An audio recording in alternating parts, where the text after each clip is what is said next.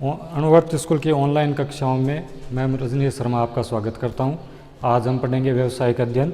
इसके अंतर्गत जो पहला चैप्टर है प्रबंध, अर्थ, महत्व एवं विशेषताएं। अब इस चैप्टर में से जो ये पूरी यूनिट है जिसमें 1 नंबर, 2 नंबर और 3 चैप्टर है। 3 चैप्टर में से 16 नंबर के क्वेश्चन बनते हैं, जिसमें से एक बड़ा क्वेश्चन और 2 छोटे क्वेश्चन और 2 1-1 नंबर के क्वेश्चन। इस चैप्टर में पढ़ने से पहले आप देखते हैं कि प्रबंध क्या होता है। प्रबंध किसी भी कार्य को सुव्यवस्थित रूप से कार्य करवाने की जो कला है वही प्रबंध कहलाता है। इसको इस तरह से समझा जा सकता है जैसे मैनेजमेंट।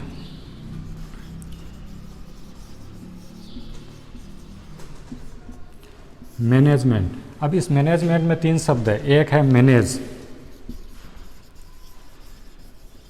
दूसरा है मैन और तीसरा है टी। टी को कह सकते हैं टैक्टफुली। मैनेज का हिंदी में अर्थ होता है व्यवस्था करना, व्यवस्था। मैन का व्यक्ति और टैक्ट का कुशलतापूर्वक। यानी कोई भी कार्य, कोई भी व्यवस्था, कोई ऐसी व्यवस्था जो व्यक्तियों द्वारा कुशलतापूर्वक संपन्न की जाती है वही मैनेजमेंट कहलाता है।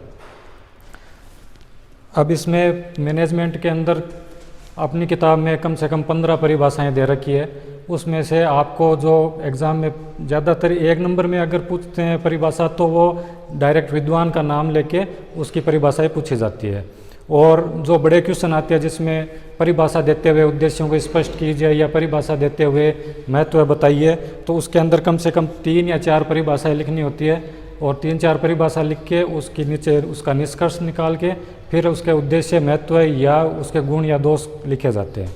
तो जो परिभाषाएं याद करनी है वो आप सरल दे के याद मत कीजिएगा कि उसमें से, क्योंकि उसमें जो 1 नंबर का क्वेश्चन आता है वो उस विद्वान पे आता है क्वेश्चन जो फेमस है, सबसे ज़्यादा जो फेमस है। जैसे अपने प्रबंध के अंदर सबसे ज़्यादा फेमस है हेनरी फ्यूल, FW ट्रैकर और Lawrence Appley, FW Taylor, Mary Parker Follett. अब FW टेलर तो वैज्ञानिक प्रबंध के सिद्धांतों के जन्मदाता है।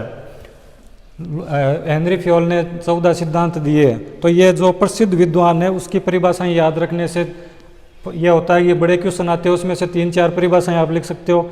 और अगर सिंगल विद्वान के नाम से अगर कोई परिभाषा पूछी जाती है तो वो भी आप लिख सकते हो। तो किताब के अंदर तो कम से कम 15 परिभाषाएं दे रखी है। तो आपको मेन दे रखी है, जैसे Mary Parker Follett. Mary Parker Follett ने कहा प्रबंध दूसरों से कार्य करवाने की कला है। यानी कोई भी कार्य दूसरे व्यक्तियों को मैनेज करते हुए कोई कार्य करवाना वो एक कला है। कक्षा 11 में आपने पढ़ा था कि प्रबंध कला एवं विज्ञान दोनों है। तो मैरी पार्कर फोलेट ने कहा प्रबंध दूसरों से कार्य करवाने की एक कला है, दूसरों से कार्य करने का एक तरीका है। दूसरा है लॉरेंस एप्ले। जो लॉरेंस एप्ले 2018 के अंदर इसका क्वेश्चन आया था। लॉरेंस एप्ले की परिभाषा दीजिए। उसमें से था, लॉरेंस एप्ले ने कहा अन्य व्यक्तियों के प्रयासों से परिणाम प्राप्त करना ही प्रबंध है। यानी कोई संस्था या कोई व्यापार जो प्रबंध करके जो उसके अधीनस्थ जो कर्मचारी है उनको अच्छे ढंग से कार्य करवा के और उनसे अच्छा परिणाम प्राप्त करना एक प्रबंध की क्रिया के अंतर्गत आता है। FW Taylor. FW टेलर पूरा नाम है इसका फ्रेडरिक विल्सन टेलर, जो वैज्ञानिक प्रबंध के सिद्धांतों के जन्मदाता या वैज्ञानिक प्रबंध के जन्मदाता है। उन्होंने कहा प्रबंध ये जानने की कला है कि आप क्या करना चाहते हैं और तत्पश्चात ये सुनिश्चित करना कि वह कार्य सर्वोत्तम वह मितव्ययितापूर्ण विधि से किया जाए। टेलर कह रहे हैं कि आप जो कार्य करना चाहते हैं उसके लिए सबसे पहले आप प्लानिंग बनाइए, नियोजन कीजिए और उसके बाद उस कार्य को अपनी अगली पंक्ति के लिए अग्रसित कीजिए। तत्पश्चात यह सुनिश्चित करना कि वह कार्य सर्वोत्तम है। उसके बाद यह देखना कि वह जो कार्य किया जा रहा है वो सबसे उत्तम है या वो मध्यम वर्ग में या वो निम्न श्रेणी का है। तो और उस जो कार्य या प्रक्रिया जो हो रही है उस पर खर्चा कितना है। अगर अधिक खर्चा लग के अगर प्रबंध किया जा रहा है तो वो एक सुदृढ़ प्रबंध में नहीं आता। कम से कम खर्चा करते हुए सर्वोत्तम संतुष्टि प्रदान करना ही प्रबंध की क्रिया के अंतर्गत आता है। उसके अलावा किताब में दे रखी है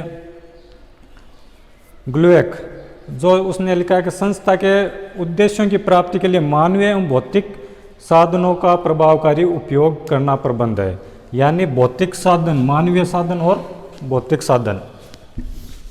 मानवीय साधन कौन कौन से और भौतिक साधन? मानवीय साधन तो जो कर्मचारी, संस्था के कर्मचारी या अन्य अधिकारी, या ऐसे कह सकते हैं निम्न स्तर से लगाकर उच्च स्तर तक जितने भी कर्मचारी हैं वो सभी मानवीय संसाधनों के अंतर्गत आते हैं।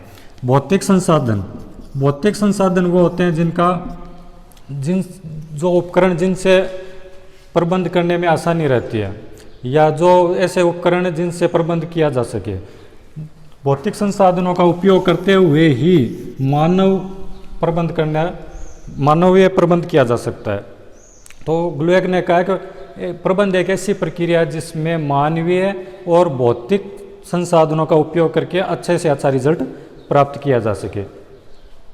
उसके बाद में एक लिख रखा है लुइस ए एलन, प्रबंध व्यवस्थित ज्ञान का समूह है। एक ऐसे ज्ञान का समूह है जो व्यावसायिक पेशे के संदर्भ में प्रमापित सामान्य प्रबंध के कुछ सिद्धांतों पर आधारित है। यानी कुछ ऐसा है जो सामान्य प्रबंध के सामान्य सिद्धांतों पर ही आधारित है। अब एग्जाम में अगर पूछा जाए कि प्रबंध की परिभाषा देते हुए उद्देश्यों को स्पष्ट कीजिए या महत्व को लिखिए, तो कम से कम 3 या 4 परिभाषाएं आपको याद करनी है। उसके बाद में उस 3-4 परिभाषाओं का एक निष्कर्ष निकालना है और वो निष्कर्ष नीचे लिख के उसके बाद उसके उद्देश्यों की या उसके महत्वों की जो भी पूछा जाता है उसके बारे में लिखना है। अब इससे निष्कर्ष क्या निकला? प्रबंध एक कला एवं विज्ञान है। तो प्रबंध कला भी है और विज्ञान भी। कक्षा 11 में भी आपने पढ़ा है कि प्रबंध बिना किसी विज्ञान इस तरह से है कि प्रबंध के सभी सिद्धांतों पर आधारित ज्ञान है।